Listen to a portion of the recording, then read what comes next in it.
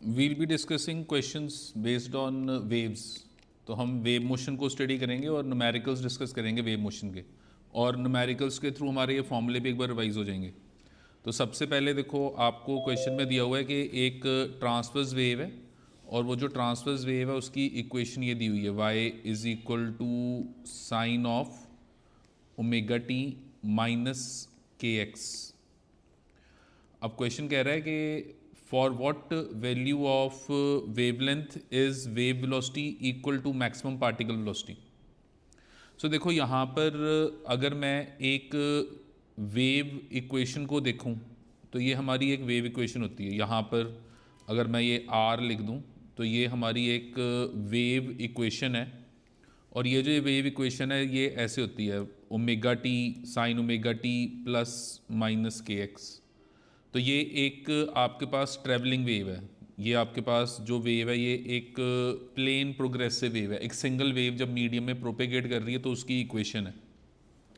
इसमें आर क्या है? आर आपका एम्पलीट्यूड, आर जो है वो एम्पलीट्यूड ऑफ द वेव है। जो यहाँ पर आपके पास ओमेगा है, इससे आपको क्या मिलेगा? Time period of the wave.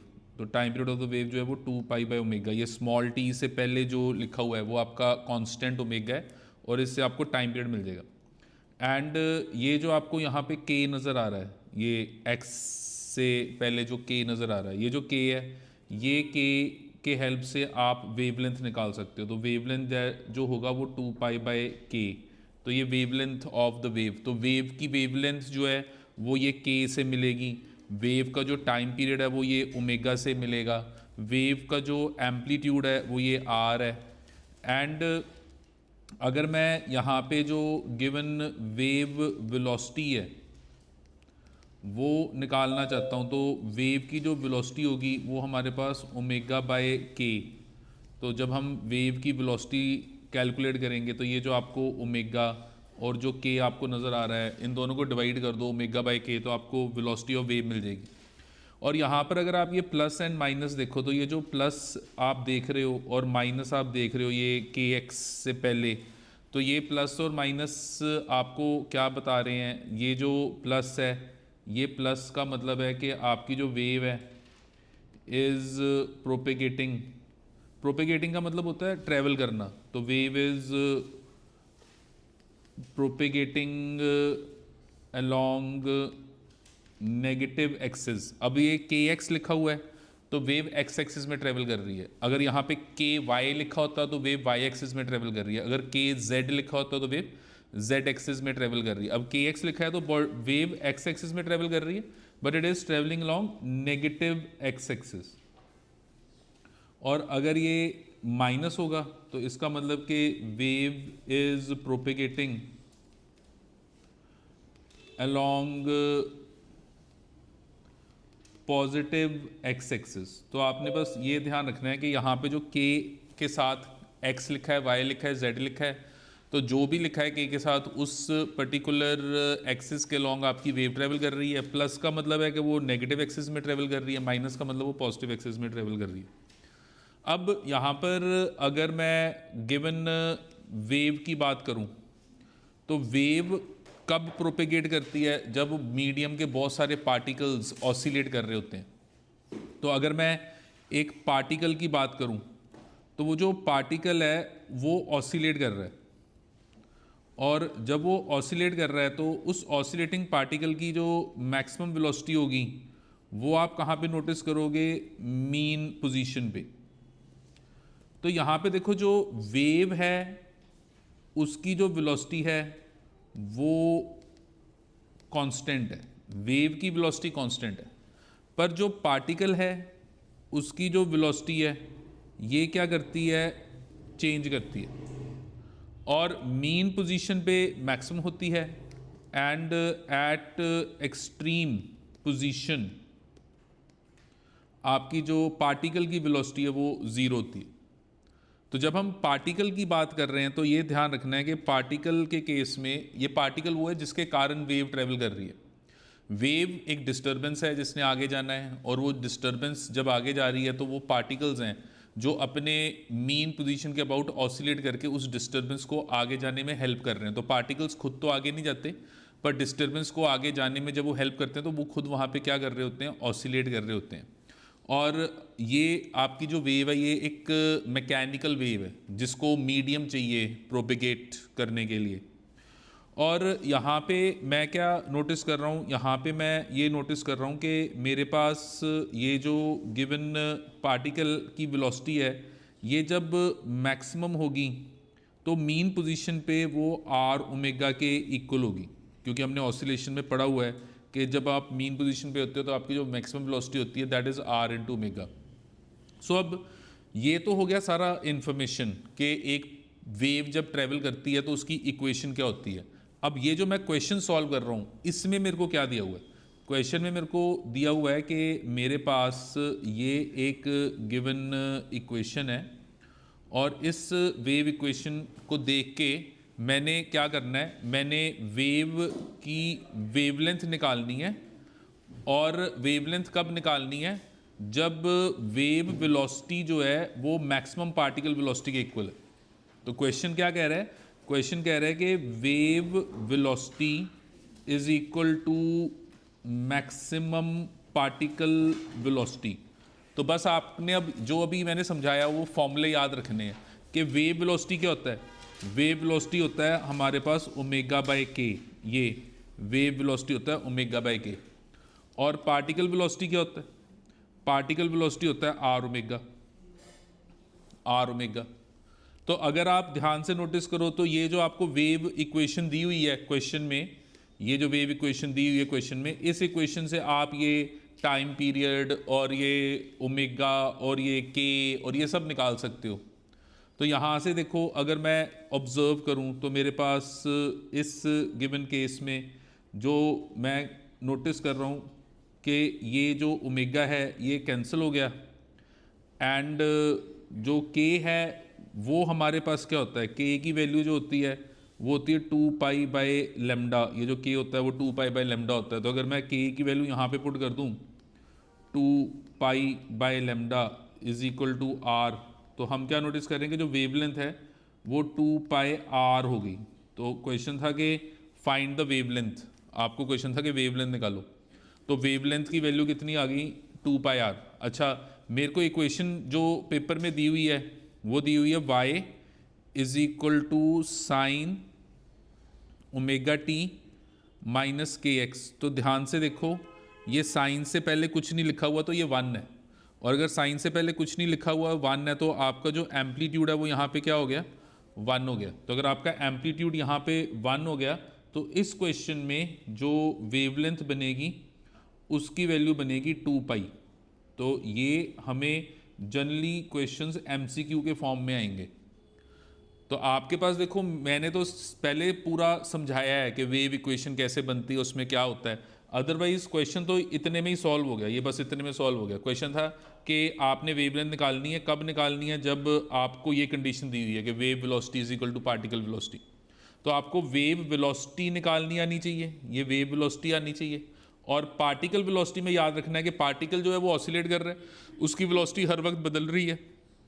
Maximum velocity कब होगी, जब वो मीन पे होगा। मिनिमम वेलोसिटी कब होगी, जब वो एक्सट्रीम पे होगा।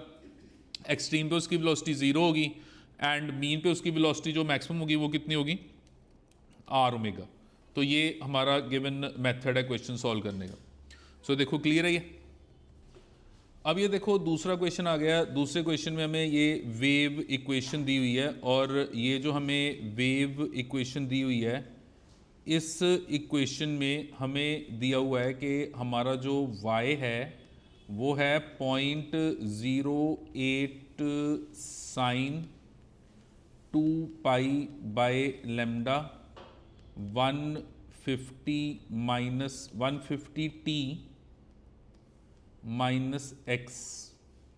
तो ये हमारे पास गिवन वैल्यू है और ये जो आप गिवन वैल्यू देख रहे हो इस गिवन वैल्यू में आपको क्वेश्चन में एग्जामिनर कह रहा है कि करना क्या है, हमने वेलोसिटी ऑफ द वेव निकालनी। So we want to find the velocity of the wave. तो अब ये जो वेलोसिटी आप वेव देख रहे हो इसमें देखो अभी जनरल इक्वेशन हमने क्या लिखी थी, y is equal to r sine omega t plus minus k x, ये हमने जनरल इक्वेशन लिखी थी। अच्छा, ये जो जनरल इक्वेशन थी, इस जनरल इक्वेशन में अगर मैं ओमेगा को सब्स्टिट्यूट करूं तो ओमेगा क्या है 2 pi by T plus minus के क्या है 2 पाई बाई लेमडा। अगर मैं यहाँ पे ये 2 पाई बाई लेमडा कॉमन निकाल लूँ, ये जो आपको नज़र आ रहा है ये 2 पाई बाई लेमडा कॉमन निकाल लूँ, तो मेरे पास ये साइन, मैंने ये 2 पाई बाई लेमडा कॉमन निकाल लिया। तो जब मैंने इस 2 पाई बाई लेमडा को यहाँ पे कॉमन निकाला तो ये मेरे पास lambda by t into small t plus minus x हो गया। अब ये जो आपको लेमडा बाई टी नज़र आ रहा है, what is lambda by T? Lambda by T is the velocity of a wave. तो ये जो लेमडा बाई टी यहाँ बन रहा है, ये लेमडा बाई टी आपका क्या बन गया v। Where what is v? v क्या है? ये जो आप v देख रहे हो, this v is the velocity of your wave, ये आपकी वेव की वेलोसिटी है। सो अब वेव इक्वेशन एक ये बन गई, एक ये वेव इक्वेशन बन गई, या फिर इसी को आप एक और तरीके से लिख सकते हो, y is equal to r sine of 2 pi by lambda v t plus minus x. ये दोनों ही आपकी वेव इक्वेशंस हैं। ज़्यादातर हमारी वेव इक्वेशन ये फर्स्ट तरीके से रिप्रेजेंट होती है, पर समटाइम्स एग्जामिनर उसको ये दूसरे तरीके से रिप्रेजेंट कर सकता है जिसमें सिर्फ रीअरेंजमेंट की है। और अगर मैं अपनी इक्वेशन को ये ऊपर वाले के साथ कंपेयर करूं तो मैं यहाँ पे क्या नोटिस कर रहा हूँ कि मेरी जो गिवन एम्पलीट्यूड की वैल्यू है वो 0.08 है, जो एम्पलीट्यूड है वो 0.08 है। और ये देखो ये 2 पाई बाई लेमडा तो सेम ही है, तो ये जो t से पहले जो लिखा हुआ है ये क्या लिखा हुआ है आपका 150। तो अब ये जो आपका v है ये कितना आ गया 150 यूनिट्स। तो हमारा जो v है ये बन गया ये 150 यूनिट्स, और ये जो v है ये आपकी वेव की वेलोसिटी बन गई। This is your velocity of wave. तो ये हमारी वेलोसिटी ऑफ वेव आ गई। और अगर मैं यहाँ पे ये माइनस देखूँ तो मेरे को ये भी पता लग रहा है कि मेरी जो गिवन वेव है ये कौन से डायरेक्शन में ट्रेवल कर रही है, पॉजिटिव एक्स एक्सिस। तो ये माइनस से भी आपको समटाइम्स यहाँ पे लिखा होगा 150 units travelling along positive axis, फिर 150 units travelling along negative axis. तो वो जो किधर को ट्रेवल कर रहा है वो ये प्लस माइनस से पता लगेगा। ये माइनस है तो ये जो वेव है this is propagating along positive x axis. तो ये जो वेव है ये पॉजिटिव एक्स एक्सिस की तरफ क्या कर रही है, प्रोपेगेट कर रही है। तो ये कुछ फैक्ट्स हैं जो आपने याद रखने हैं, और ये याद रखना है कि एक सिंगल वेव को दो इक्वेशन से रिप्रेजेंट कर सकते हो। एक आपकी ये इक्वेशन 1 है और एक ये आपके पास इक्वेशन 2 है। ये दोनों तरीके से आप रिप्रेजेंट कर सकते हो। तो जब भी आपको पेपर में इक्वेशन दी होगी तो जो जिस फॉर्मेट में दी है जनरल इक्वेशन लिख के कंपेयर कर लो कि मेरी वैल्यू क्या बन रही है। हाँ जी, ठीक है। अब हम डिस्कस करेंगे questions based on reflection of waves. तो हमारे पास देखो जैसे यहाँ पे आ गया कि equation of a plane progressive wave is given. तो हमें ये एक प्लेन प्रोग्रेसिव वेव की इक्वेशन दी हुई है, ये दी हुई है y is equal to 0.6 sine of 2 pi into t minus x by 2, ये हमें इक्वेशन दी हुई है। अब ये जो आपको इक्वेशन आप नोटिस कर रहे हो, इस गिवन इक्वेशन में जो हमारा गिवन y है, अगर मैं ये 2 पाई अंदर ले जाऊं तो ये हमारा जो y है ये 0.6 sine of 2 pi small t minus ये 2 पाई अंदर जाके इसके साथ मल्टीप्लाई हो गया, तो ये पाई इंटू एक्स, ये मेरी इक्वेशन बन गई। अब क्वेश्चन कह रहा है कि on reflection from a denser medium, तो ये जो आप वेव देख रहे हो ये डेंसर मीडियम को टकरा के रिफ्लेक्ट होगी। It's amplitude becomes 2/3 of the amplitude of the incident wave. टकराने के बाद इसका जो एम्पलीट्यूड है वो कितना हो गया, 2/3 ऑफ द इंसिडेंट। सो पहले तो देखो इंसिडेंट वेव, ये जो आप देख रहे हो ये आपकी इंसिडेंट वेव है, ये आपकी इंसिडेंट वेव है, और इस इंसिडेंट वेव का जो एम्पलीट्यूड है वो ये है 0.6, ये एम्पलीट्यूड है 0.6। अच्छा, अब रिफ्लेक्शन कहाँ हो रही है?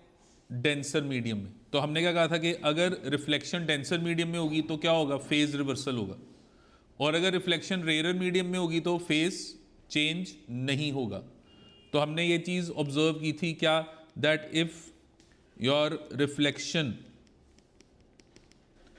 Takes place on denser medium, phase reversal will take place. Phase reversal का क्या मतलब है कि आपकी जो इंसिडेंट वेव है और जो रिफ्लेक्टेड वेव है उनके बीच में 180 का फेज डिफरेंस आ जाएगा। And if reflection takes place on rare medium, तो उस केस में no phase change will take place. उस केस में हम देखेंगे कि कोई फेज का चेंज नहीं होगा, मतलब इंसिडेंट और रिफ्लेक्टेड वेव का जो फेज है वो सेम रहेगा। अब मेरे पास रिफ्लेक्शन जो हो रही है वो हो रही है डेंसर मीडियम, ये मेरे को दिया हुआ है कि reflection is taking place on the denser medium. तो अगर रिफ्लेक्शन डेंसर मीडियम में हो रही है तो मेरी जो रिफ्लेक्टेड वेव बनेगी उसकी इक्वेशन क्या बनेगी? तो उसकी इक्वेशन में यहाँ पे जो फेज़ है इसमें 180 डिग्री मतलब पाई रेडियन का फेज डिफरेंस आ जाएगा। अच्छा, अब माइनस आपको क्या बता रहा है कि वेव किधर को जा रही है? Towards positive axis. रिफ्लेक्शन पे क्या होगा? जो पॉजिटिव एक्सिस की तरफ जा रही थी रिफ्लेक्शन के टाइम वो ऑपोजिट चल जाएगी, नेगेटिव। तो अगर ये मेरी इंसिडेंट वेव है तो मेरी रिफ्लेक्टेड वेव टकराने के बाद ऑपोजिट जाएगी। तो अगर ऑपोजिट जाएगी तो ये जो माइनस है ये क्या हो जाएगा? प्लस हो जाएगा। तो मेरी ये जो इक्वेशन बनेगी इसमें ये sine of 2 pi t plus pi x और प्लस पाई। तो ये प्लस क्यों आया? क्योंकि रिफ्लेक्शन पे डायरेक्शन चेंज होगी। और ये पाई क्यों प्लस किया? क्योंकि डेंसर मीडियम है तो फेज रिवर्सल हो गया। अगर रेयर मीडियम होता तो फिर रेयर मीडियम में मैं ये नहीं लिखता। अब मैंने पाई क्यों लिखा? बिकॉज जब भी कोई वेव टकरा के रिफ्लेक्ट होगी डेंसर से तो फेज का रिवर्सल होगा। और मुझे क्या दिया हुआ है कि मेरा जो एम्पलीट्यूड है वो 2/3 of the amplitude of incident है। तो ये इंसिडेंट है, तो अगर इंसिडेंट है तो मेरा जो एम्पलीट्यूड होगा वो 2/3 ऑफ द इंसिडेंट, ये मेरा एम्पलीट्यूड हो गया। सो मेरी रिफ्लेक्टेड वेव इक्वेशन क्या बनी? तो अगर आप इसको सॉल्व करोगे साइन 180, इस सारे को थीटा मान लो, साइन 180 प्लस थीटा क्या बन जाएगा? Minus sine theta. तो मेरे पास ये जो गिवन रिफ्लेक्टेड वेव की इक्वेशन बनेगी ये minus 0.4 sine of 2 pi t plus pi into x, और ये बन गया minus 0.4 sine of 2 pi common निकाल लो। तो अगर ये 2 पाई कॉमन निकाल लो तो ये आ गया टी प्लस एक्स बाई 2। तो हमारे पास ये गिवन रिफ्लेक्टेड वेव की इक्वेशन बन गई कि जो मेरी गिवन रिफ्लेक्टेड वेव है वो minus 0.4 sine 2 pi into t plus x by 2। तो ये हमारी रिफ्लेक्टेड वेव की इक्वेशन आ गई, ये हमारा गिवन आंसर आ गया। तो ये हमारा जो ए पार्ट है वो हमारा गिवन आंसर हो गया। ये वाला pi sine of 180 plus theta जो होता है वो माइनस साइन थीटा होता है। तो ये पाई हटाया तो यहाँ पे क्या आ गया? माइनस आ गया। ठीक है, ये सारे को हमने क्या मान लिया? थीटा मान लिया। ठीक है, समझ गए? अब ये एक इम्पॉर्टेंट टिपिकल क्वेश्चन है, ये हमारे सिलेबस का डायरेक्ट पार्ट नहीं है पर आपको पेपर में एग्जामिनर डाल सकता है कि उसने थोड़ा सा पेपर डिफिकल्ट करना है। तो यहाँ पे देखो क्वेश्चन क्या कह रहा है कि a particle is subjected to 2 wave trains in same direction having equal amplitude and equal frequency. So हमारे पास टू वेव ट्रेन्स का क्या मतलब है कि दो वेव्स हैं, एक वेव 1 है और एक वेव 2 है, दो वेव्स हैं, two wave trains, they are moving in same direction. तो two wave trains propagating in same direction, तो दोनों वेव्स ऐसे सेम डायरेक्शन में जा रही हैं, दोनों वेव्स सेम डायरेक्शन में जा रही हैं, two waves moving in same direction. And question कह रहा है they have equal amplitude, equal frequency. अब मैं क्या कर रहा हूं, मैं यहां पे ना एक जनरल रिलेशन निकालने लगा हूं। तो मैं यहां पे मान रहा हूं different amplitude but same frequency. तो मैं यहां पे ये लेके चल रहा हूं ताकि एक जनरल रिलेशन बन जाए मेरे पास। तो मैं एक जनरल रिलेशन बनाना चाहता हूं ताकि ये न्यूमेरिकल अगर थोड़ा सा चेंज हो जाए तो भी आप कर पाओ। तो यहां पे नो डाउट ये थोड़ा इजी है क्योंकि इक्वल एम्पलीट्यूड है, पर ऐसा भी हो सकता था कि उनके एम्पलीट्यूड क्या है, डिफरेंट है, लेकिन फ्रीक्वेंसी दोनों की क्या है, सेम है। मतलब कि वेव 1 की फ्रीक्वेंसी एंड वेव 2 की फ्रीक्वेंसी, दोनों की फ्रीक्वेंसी क्या है, सेम है। अगर दोनों की फ्रीक्वेंसी सेम है तो ओमेगा भी दोनों का क्या होगा, सेम होगा, क्योंकि जो ओमेगा होता है वो होता है 2 पाई न्यू। तो अगर उनकी फ्रीक्वेंसी सेम है तो ओमेगा भी सेम होगा। लेकिन हम मान के चल रहे हैं कि इनका जो एम्पलीट्यूड है वो डिफरेंट है। तो अगर एम्पलीट्यूड डिफरेंट है तो जो वेव 1 है उसका जो एम्पलीट्यूड है वो मैंने ए मान लिया, और जो वेव 2 है उसका जो एम्पलीट्यूड है वो मैंने बी मान लिया। तो मैंने अपनी तरफ से ये कर लिया कि जो वेव 1 है उसका एम्पलीट्यूड ए है और जो वेव 2 है उसका जो एम्पलीट्यूड है वो क्या है, बी है। तो ये मैंने मान लिया कि ये इनके एम्पलीट्यूड्स हैं। सो अब मेरे पास यहाँ पर क्वेश्चन कह रहा है कि जो रिजल्टिंग एम्पलीट्यूड होगा उसको आप कैलकुलेट करो, क्योंकि हमने पढ़ा हुआ है कि जब दो वेव्स एक साथ एक मीडियम में जाती हैं तो वो मिलके एक न्यू वेव बना देती हैं। तो मैं यहाँ पे क्या नोटिस करूँगा कि जब ये दोनों वेव्स आपस में कंबाइन होंगी तो एक रिजल्टिंग वेव बनेगी, और वो जो रिजल्टिंग वेव बनेगी वो इन दोनों वेव्स का जो वेव इक्वेशन है उसका सम होगी। तो मैं यहाँ पे देखो जो वेव 1 है इसकी अगर वेव इक्वेशन लिखूं तो हो गई आर साइन ओमेगा टी, और जो दूसरी है अगर मैं उसकी वेव इक्वेशन लिखूं r sine omega t plus phi. अब ये फाई यहां पे क्या है, phi is the phase difference between the two waves, it is the phase difference between the two waves. अब ये phase difference between the two waves मतलब कि दोनों वेव आगे जा रही हैं, जैसे ये वेव 1 आगे जा रही है तो वेव 1 के हिसाब से पार्टिकल किसी एक पोजीशन पे होगा, वेव 2 के हिसाब से पार्टिकल किसी और पोजीशन पे होगा। उन दोनों पोजीशंस के बीच में जो डिफरेंस होता है उस डिफरेंस को हम क्या कहते हैं, फेज डिफरेंस। तो जैसे एक वेव ट्रेवल कर रही है उसी मीडियम में एक और वेव ट्रेवल कर रही है, सेम पार्टिकल के ऊपर दो वेव्स का असर है, तो एक वेव के हिसाब से पार्टिकल की पोजीशन और दूसरी वेव के हिसाब से पोजीशन सेम नहीं होगी, तो दोनों की पोजीशन में डिफरेंस होगा, और वो डिफरेंस जो होगा वो उनके फेज का डिफरेंस होगा। तो जब आप इन दोनों को माइनस करोगे तो ये फाई इन दोनों वेव्स के बीच में क्या आ गया, फेज का डिफरेंस आ गया, जब ये दोनों वेव्स आपस में क्या कर रही हैं, कंबाइन हो रही हैं। सो ये मेरी दो इक्वेशन होगी, और जब मैं आर बोल रहा हूं तो एक के लिए मैंने आर ए लिखा है, दूसरे के लिए मैंने आर बी लिखा है। क्यों? क्योंकि दोनों के एम्पलीट्यूड्स मैंने अलग अलग माने हैं। सो ये अब आपने याद रखना है कि ये एक जनरल केस मैं बना रहा हूं जिसमें दो वेव्स एक साथ ट्रेवल कर रही हैं, एक ही मीडियम में ट्रेवल कर रही हैं, आपस में मिल गई और मिलके न्यू वेव बन रही है।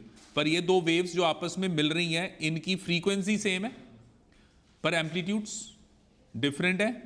एंड दूसरी चीज यहां पे जो और इंपॉर्टेंट है कि जब वो ट्रेवल कर रही हैं तो उनके बीच में क्या है, फेज का डिफरेंस है। फेज डिफरेंस का मतलब कि एक वेव के हिसाब से पार्टिकल की पोजीशन कोई और है, दूसरे वेव के हिसाब से उसी पार्टिकल की पोजीशन कोई और है, और सेम टाइम पे दोनों पोजीशंस का जो डिफरेंस है उसको हम क्या कह रहे हैं, फेज डिफरेंस कह रहे हैं। सो जो रिजल्टिंग वेव बनेगी, जो रिजल्टिंग वेव यहां पे बनेगी, वो रिजल्टिंग वेव आपके पास बन जाएगी y1 प्लस y2, ये रिजल्टिंग वेव हो गई। और अगर मैं इसको सॉल्व करूं तो ये मेरे पास a sign omega t plus, अब इसको आप ओपन कर लो तो ये आ गया b sine a plus b, तो ये हो गया sine a cos b plus cos a sine b।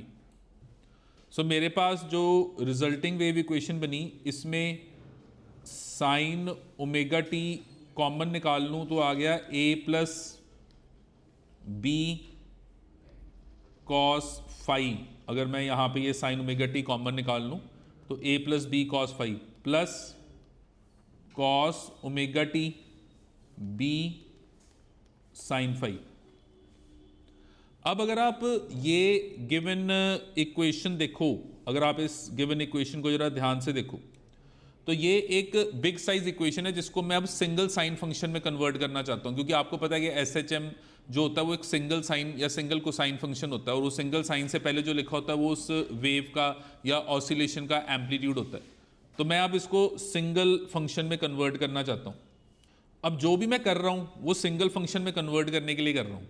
तो मैंने क्या किया, ये जो a plus b cos phi है इसको मैंने r कॉस थीटा लिख दिया, क्योंकि ये कॉस था तो मैंने इसको कॉस के फॉर्म में लिख दिया। a और b यहाँ पे कॉन्स्टेंट्स हैं, एम्पलीट्यूड है, तो उसको मैंने एक न्यू कॉन्स्टेंट लिख दिया r, तो r कॉस थीटा लिख दिया।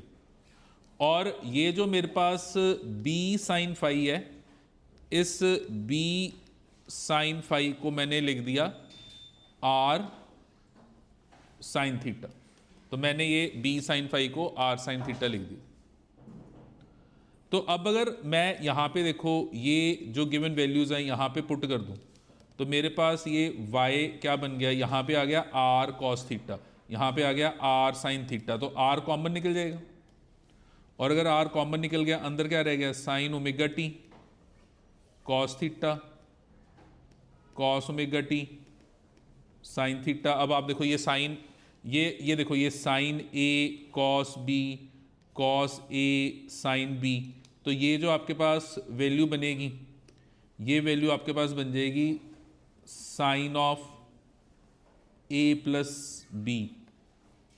तो आपके पास जो रिजल्टिंग वेव बनी, जो रिजल्टिंग ऑसिलेशन आई, वो आ गई r sign omega t plus theta. तो ये मेरी गिवन रिजल्टिंग इक्वेशन है, ये मेरी रिजल्टिंग वेव इक्वेशन होगी, जो रिजल्टिंग वेव इक्वेशन बनेगी कि जब वो दोनों वेव आपस में मिलेंगी तो न्यू वेव जो बनेगी, वो न्यू वेव में आपका जो ऑसिलेशन होगा वो इस तरीके से होगा, जिसमें साइन से पहले आर क्या होता है, एम्पलीट्यूड। तो ये जो रिजल्टिंग वेव आप देख रहे हो, इस रिजल्टिंग वेव का जो एम्पलीट्यूड है वो एम्पलीट्यूड आर है। और आप ध्यान से देखो, अगर मैं यहां से आर निकालना चाहता हूं, क्योंकि मैंने ये वाली दो गिवन इक्वेशंस को मैंने अपनी तरफ से अज्यूम किया था, तो अगर मैं यहाँ पे 1 का स्केयर एंड 2 का स्केयर ऐड कर दूँ, ये इनको स्केयर करके ऐड कर दूँ, तो देखो ये r square plus cos square हो गया आर स्केयर, तो ये आ गया cos square plus sine square, क्या बन जाएगा 1। और यहाँ पे ये बन गया a square plus b square cos square phi plus 2ab cos phi, और ये b square sine square phi, तो हमारे पास ये b square sine square phi. और आर स्केयर अगर आप सॉल्व करोगे तो ये देखो ये b square cos square b square sine square, तो बी स्केयर कॉमन निकल गया, sine square plus cos square क्या बन गया 1, तो ये जो वैल्यू ये बन गई a square plus b square plus 2ab cos phi. तो मेरे पास जो रिजल्टेंट आया वो बन गया a square plus b square plus 2ab cos phi under root. So ये अब एक गिवन इक्वेशन है जिसको आपने अब याद रखना है, इस चीज़ को आप याद रखोगे, ये फॉर्मूला आप याद रखोगे एमसीक्यूज़ के लिए, क्योंकि एग्जामिनर हो सकता है कि आपको थोड़ा सा टफ क्वेश्चन डाल दे, क्योंकि वैसे ये कंपटीशन का क्वेश्चन है।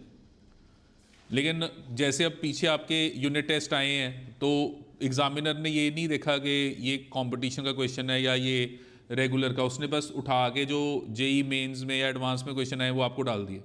तो ये इसलिए अब आपने याद रखना है कि भाई अगर बाय चांस दो वेव्स हैं, मतलब ये आपके पास आया क्या, ये आपकी रिजल्टेंट वेव कब आई, ये कब आई, जब आपके पास दो वेव्स हैं जिनकी फ्रीक्वेंसी सेम है पर एम्पलीट्यूड डिफरेंट है। ये आप नोटिस कर रहे हो, दिस इज द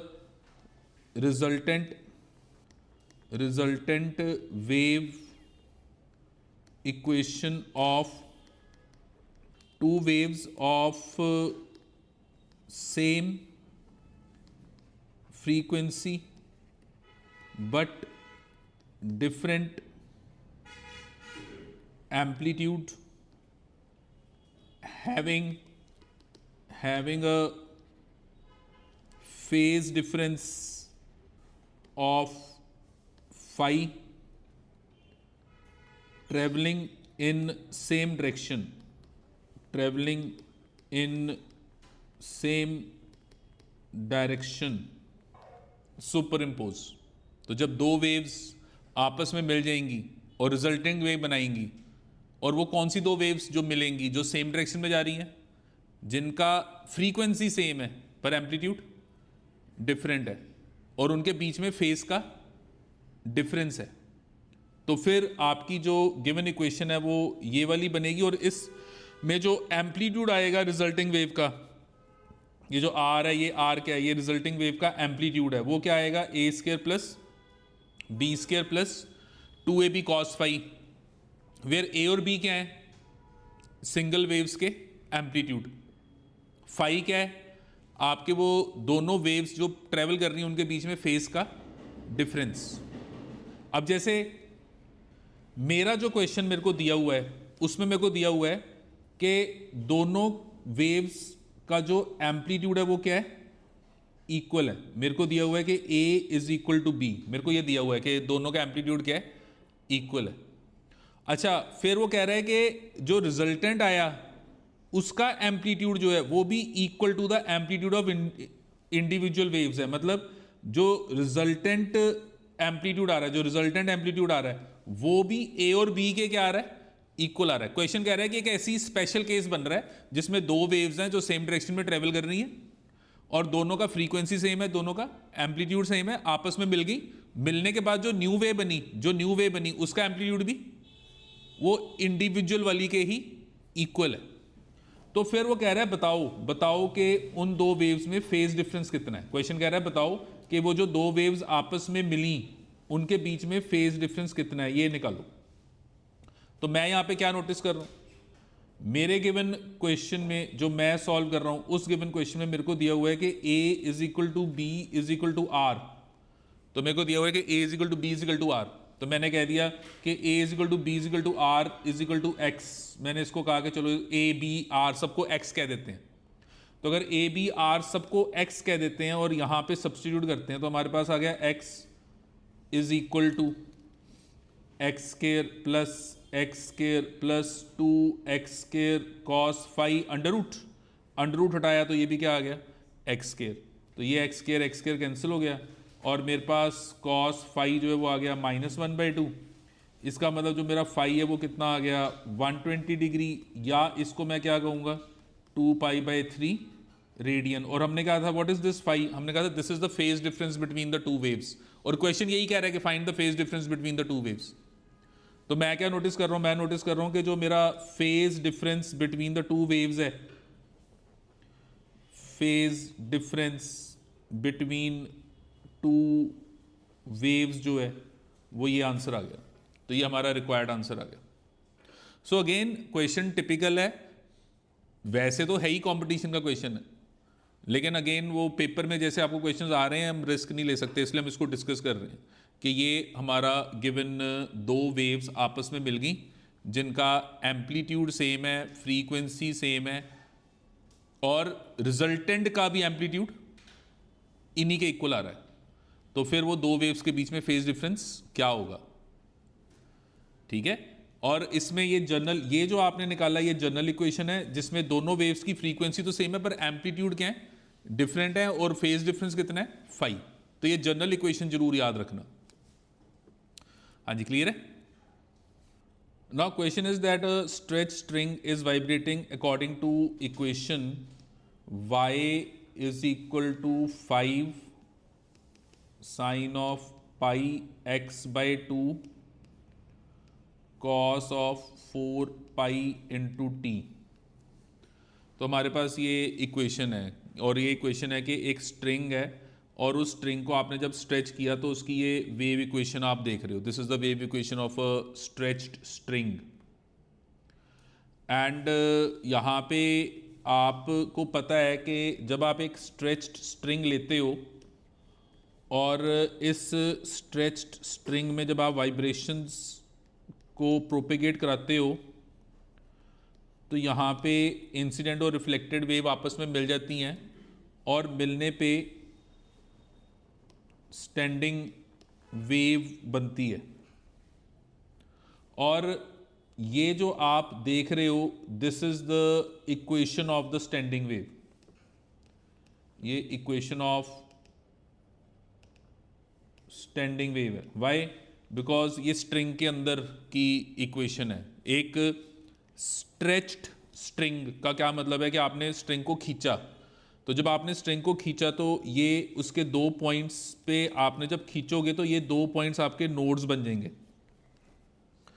और जब ये दो पॉइंट्स नोड बनेंगे तो इंसिडेंट और रिफ्लेक्टेड इसके बीच में प्रोपेगेट करेंगे, मतलब ये दोनों फिक्स पॉइंट के बीच में आपकी इंसिडेंट एंड वेव प्रोपेगेट करेंगी, जिससे स्टैंडिंग वेव बनेगी। और हमने ये पढ़ा हुआ है थ्योरी में कि अगर मेरी जो इंसिडेंट वेव है उसकी जो इक्वेशन है वो r sine omega t plus minus k x है, तो जो रिफ्लेक्टेड वेव बनेगी और फिर इंसिडेंट एंड रिफ्लेक्टेड आपस में मिक्स हो जाएंगी, तो मिक्स होने से जो स्टैंडिंग वेव बनती है वो स्टैंडिंग वेव की जो इक्वेशन है वो हमने निकाली हुई है 2r साइन के एक्स कॉस ओमेगा टी। तो ये हमारी वो स्टैंडिंग वेव की इक्वेशन होती है, ये हमारी वो स्टैंडिंग वेव की इक्वेशन होती है। और ये स्टैंडिंग वेव की इक्वेशन कब होती है? जब ये इंसिडेंट, ये जो आपकी इंसिडेंट वेव है, जब ये वाली इंसिडेंट वेव होती है तो उस इंसिडेंट वेव पे ये वाली स्टैंडिंग वेव बनती है। ये हमने थ्योरी में पढ़ा हुआ है कि इंसिडेंट से रिफ्लेक्टेड वेव आती है, दोनों मिल जाती हैं और फिर आपको ये फाइनल वेव स्टैंडिंग वेव मिलती है। अगर मैं अब इस स्टैंडिंग वेव को जो मेरे को पेपर में वेव इक्वेशन दी हुई है उसके साथ कंपेयर करूं, जो मेरे को पेपर में दी हुई है उसके साथ कंपेयर करूं, तो मैं क्या नोटिस कर रहा हूं कि ये देखो ये 5 और ये 2r। तो आप क्या नोटिस कर रहे हो कि जो आपका 2r है वो क्या हो गया 5। अच्छा, ये kx और ये, तो आपके पास जो kx है वो पाई x बाय 2, तो ये x कैंसिल हो गया। एंड ये जो ओमेगा टी है एंड ये, तो हमारे पास ये omega T and 4 pi by T, तो ये टी कैंसिल हो गया। तो आपने अगर नोटिस किया तो आपको क्या नजर आ रहा है? आपको एम्पलीट्यूड ऑफ इंसिडेंट वेव मिल गई कि आपकी जो इंसिडेंट वेव थी उसका एम्पलीट्यूड कितना है। तो इंसिडेंट वेव का जो एम्पलीट्यूड है वो 5/2 है। अच्छा, आपको ये जो गिवन वेव आप देख रहे हो इसका k, तो k क्या होता है 2 पाई बाय लेमडा, तो आपको 2 पाई बाय लेमडा, तो आप यहाँ पे अगर नोटिस करो तो आपको यहाँ पर वेवलेंथ भी पता लगी। वेवलेंथ कितनी आ गई? That is 4। और अगर आप यहाँ पे वेव का टाइम पीरियड निकालना चाहते हो तो अगर आप नोटिस करो तो आप यहाँ पे टाइम पीरियड भी निकाल सकते हो। Time period omega is 2 pi bye T, तो 2 पाई बाय टी इज 4 पाई, तो ये टी उधर ले जाओ, तो ये 4 पाई नीचे आके डिवाइड हो गया, तो ये कितना आ गया 1/2। सो यहाँ पे ना आपको ये सब कंपेयर करके निकालना आना चाहिए। और क्वेश्चन क्या कह रहा है? क्वेश्चन आपको कह रहा है कि करना क्या है? क्वेश्चन कह रहा है कि हमने distance between 2 consecutive nodes on the string निकालना है। और हमें क्या दिया हुआ है कि x और y ये दोनों किस में दिए हुए हैं? सेंटीमीटर में। And distance between two consecutive nodes, दो कंसेक्टिव नोड्स के बीच में डिस्टेंस कितना होता है? Lambda by 2। Distance between a node and anti node is lambda by 4, and distance between a node and a consecutive node और anti node and a consecutive anti node is lambda by 2। हमने ये पढ़ा हुआ है कि अगर मैं एक नोड के बाद एक एंटी नोड लेता हूं, कंसेक्टिव का मतलब जस्ट उसके बाद तो वो कितना डिस्टेंस होता है? Lambda by 4। और एक नोड के बाद अगर मैं एक नोड लेता हूं तो वो वाला डिस्टेंस कितना होता है? Lambda by 2। या एक एंटी नोड के बाद एक एंटी नोड लेता हूं, कंसेक्टिव मतलब जस्ट उसके बाद जो आ रहा है वो डिस्टेंस कितना होता है? Lambda by 2। और क्वेश्चन कह रहा है आपने दो कंसेक्टिव नोड्स के बीच में डिस्टेंस निकालना है, तो दो कंसेक्टिव नोड्स के बीच में डिस्टेंस कितना होगा? Lambda by 2। तो ये देखो लैम्डा आपने कितना निकाल लिया? 4। तो दिस इज 4 बाय 2, तो कितना आंसर आ गया? 2 सेंटीमीटर। तो ये हमारा रिक्वायर्ड आंसर आ गया कि मेरा जो गिवन दो कंसेक्टिव नोड्स के बीच में जो डिस्टेंस है वो 2 सेंटीमीटर है।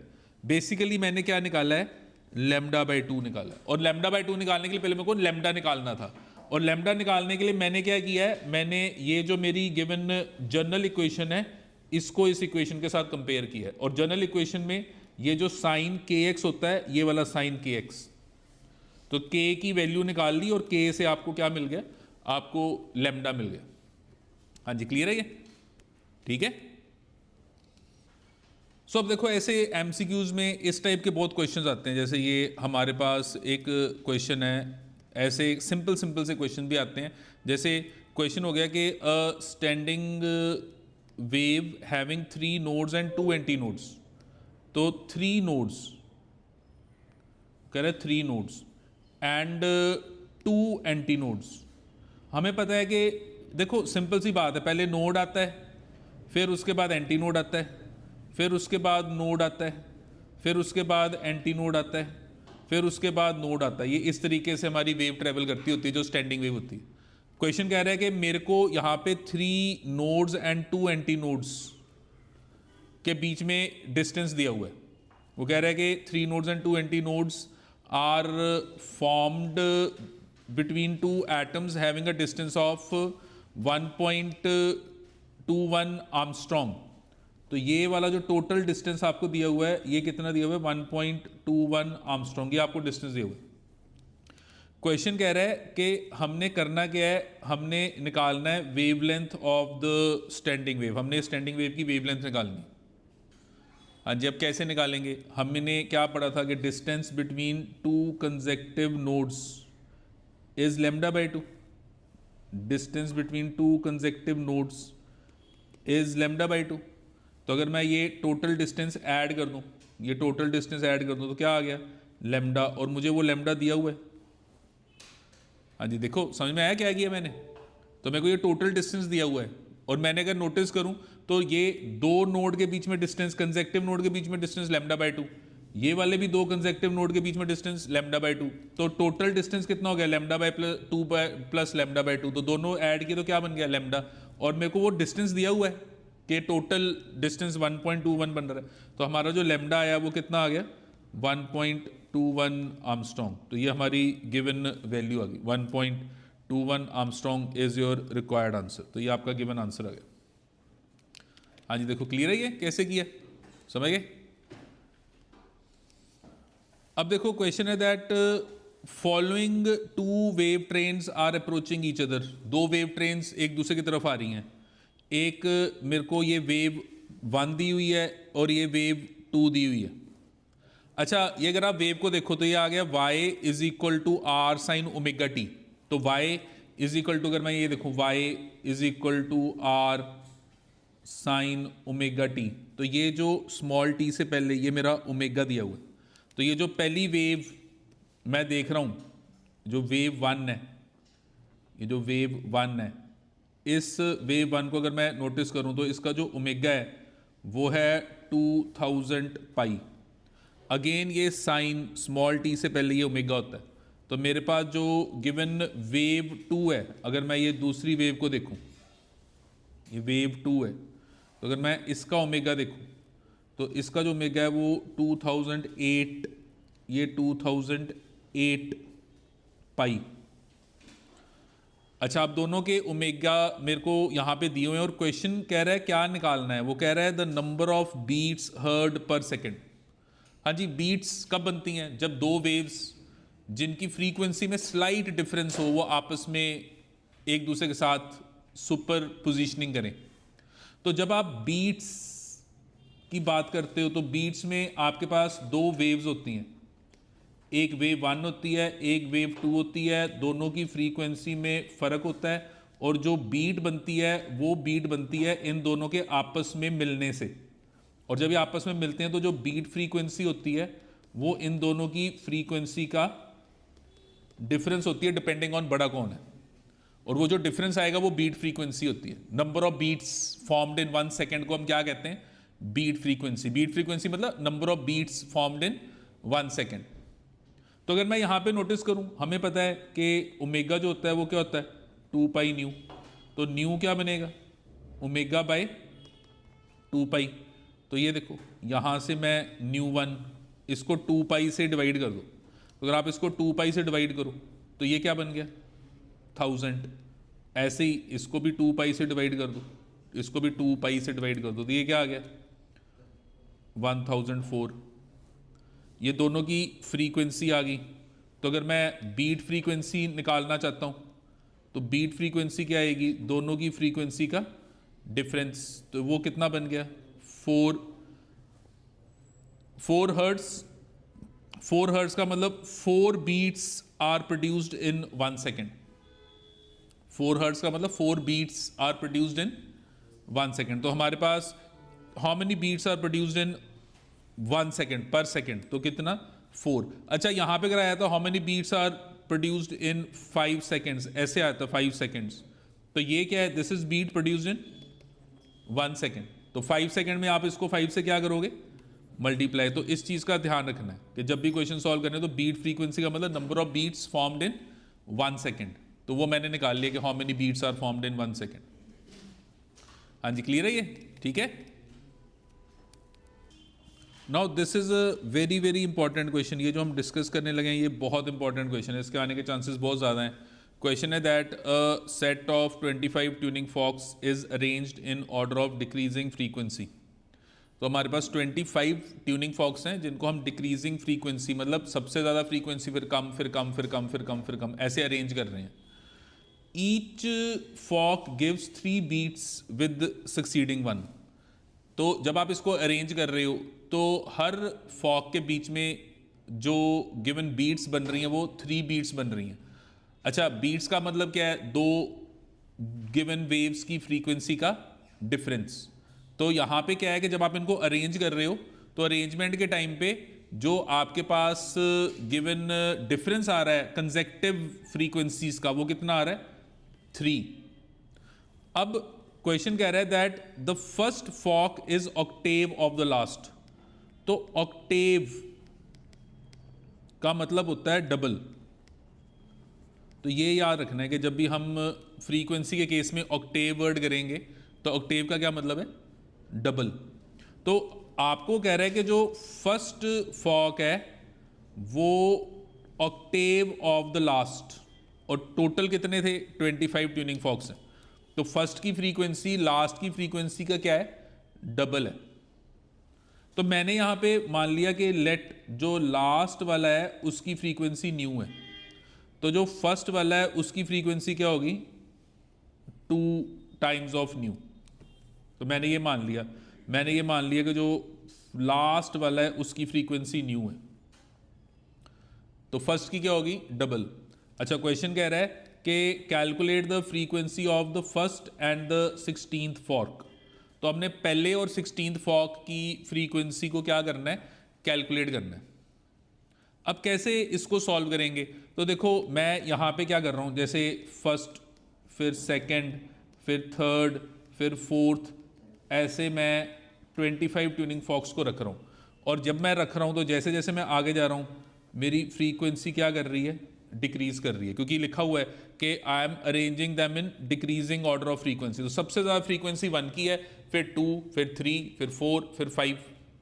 अच्छा, वो कह रहा है हर बार जो बीट फ्रीक्वेंसी आ रही मतलब हर बार जो बीट्स बन रही हैं वो आपकी कितनी बन रही हैं, 3 बीट्स पर सेकेंड। तो आप अगर आप ये 2 माइनस 3 करो तो भी आंसर 3 आएगा, आप 3 माइनस 4 करो तो भी आंसर क्या आएगा, 3 आएगा। मतलब क्वेश्चन कह रहा है कि जब आप अरेंज कर रहे हो तो आप क्या नोटिस कर रहे हो कि हर सक्सीडिंग जो ट्यूनिंग फॉक है, सक्सीडिंग मतलब अगले ट्यूनिंग फॉक के साथ जो बीट्स बन रही हैं वो कितनी बन रही हैं, 3 बीट्स। तो अगर मैं 1 एंड 2 को माइनस करूं तो भी आंसर 3 आएगा, 2 एंड 3 को माइनस करूं तो भी आंसर 3 आएगा, 3 एंड 4 को माइनस करूं तो भी आंसर 3 आएगा, 4 एंड 5 को माइनस करूं तो भी आंसर 3 आएगा, 5 एंड 6 को माइनस करूं तो भी आंसर 3 आएगा। इसका मतलब अब यहां पे देखो, अगर आप इस चीज को ऑब्जर्व करो तो यहां पे आप क्या नोटिस करोगे कि न्यू2 की जो वैल्यू है वो क्या आ गई, न्यू1 माइनस 3। मतलब ये जो आपका न्यू2 आएगा वो क्या आ गया, न्यू1 माइनस 3। मतलब हर अगली की फ्रीक्वेंसी पिछले से 3 हर्ट्ज कम है, हर अगले की फ्रीक्वेंसी पिछले वाले से 3 हर्ट्ज कम है।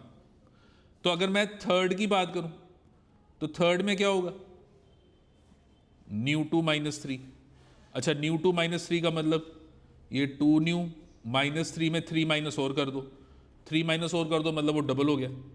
अच्छा, ये 4 तो ये हो गया, इसमें फिर 3 माइनस कर दो, तो इसमें अगर आप 3 माइनस करोगे तो ये 3 माइनस कर दिया।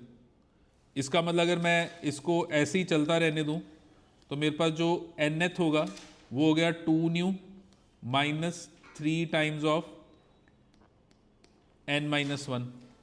कैसे, ये देखो, ये जब 2 है तो यहाँ पे 1 हो गया, जब 3 है तो यहाँ पे 2 आ गया, जब 4 है तो यहाँ पे 3 आ गया। तो ये एक जनरल रिलेशन बन गया कि मेरी जो nth फ्रीक्वेंसी है वो ये वाली बन रही। हाँ जी, समझ में आया कैसे मैंने ये रिलेशन बनाया। अच्छा, अब ये रिलेशन बन गया तो इस रिलेशन के अकॉर्डिंगली मेरी जो 25th होगी, 25th वो बन जाएगा 2 न्यू माइनस 3, हाँ जी, ये n माइनस 1, 25 माइनस 1 कितना हो गया, 24। और मैं क्या मान के चल रहा हूँ स्टार्टिंग में कि ये वैल्यू क्या है, न्यू। मैंने इसको न्यू माना था, 25th वाली को मैंने न्यू माना था। तो अगर मैंने इसको न्यू माना तो देखो यहाँ पे ये न्यू इधर ले आओ, तो जब न्यू इधर ले आओगे तो 2 न्यू माइनस न्यू, ये न्यू हो गया, ये उधर चल जाएगा तो प्लस हो गया, और ये वैल्यू कितनी आ गई, दैट इज 72 हर्ट्ज। तो हमारे पास जो 25th है उसकी जो फ्रीक्वेंसी कितनी आ गई, वो हमारे पास 72 हर्ट्ज आ गई। क्वेश्चन था कि आपने फर्स्ट एंड 16th, आपने फर्स्ट और 16th फॉक की फ्रीक्वेंसी निकालनी है। तो फर्स्ट की जो फ्रीक्वेंसी है वो डबल ऑफ द लास्ट है, तो फर्स्ट की जो फ्रीक्वेंसी है वो डबल ऑफ द लास्ट, तो वो कितनी आ गई, 144 हर्ट्ज। तो ये फर्स्ट की फ्रीक्वेंसी आ गई, तो ये आपकी फर्स्ट की फ्रीक्वेंसी आ गई। और 16th की निकालनी है, हाँ जी, 16th की कैसे निकालेंगे, ये जनरल रिलेशन जो हमने बनाया था। तो 16th की जो होगी वो 2 new minus 3 times of 16 minus 1, तो 16 माइनस 1 कितना हो गया, 15। हाँ जी, इसको अब सॉल्व कर लो तो ये आ गया 144 माइनस 45, तो ये कितना आ गया, दैट इज 99 हर्ट्ज। तो हमने क्या नोटिस किया कि जो वो 16th है उसकी जो फ्रीक्वेंसी है वो कितनी आ गई, 99 हर्ट्ज आ गई। हाँ जी, क्लियर है। सो ये इंपॉर्टेंट क्वेश्चन है, मतलब आपको ऐसे क्वेश्चन सॉल्व करने आने चाहिए, मतलब इसके भी आने के चांसेस बहुत ज़्यादा हैं। तो समझ में आया कैसे किया। सो हमने बेसिकली वेव्स के जो फॉर्मूले थे, जो हमने कंसेप्ट्स किए थे, उसको हमने ये न्यूमेरिकल्स के थ्रू एक बार रिवाइज कर लिया कि ये मेन फॉर्मूले हैं जो आपने याद रखने हैं, इसके बेसिस पे आपको क्वेश्चंस आने चाहिए। और वैसे ये बहुत इंपॉर्टेंट क्वेश्चन है, जनरली ये आ जाते होते हैं पेपर में।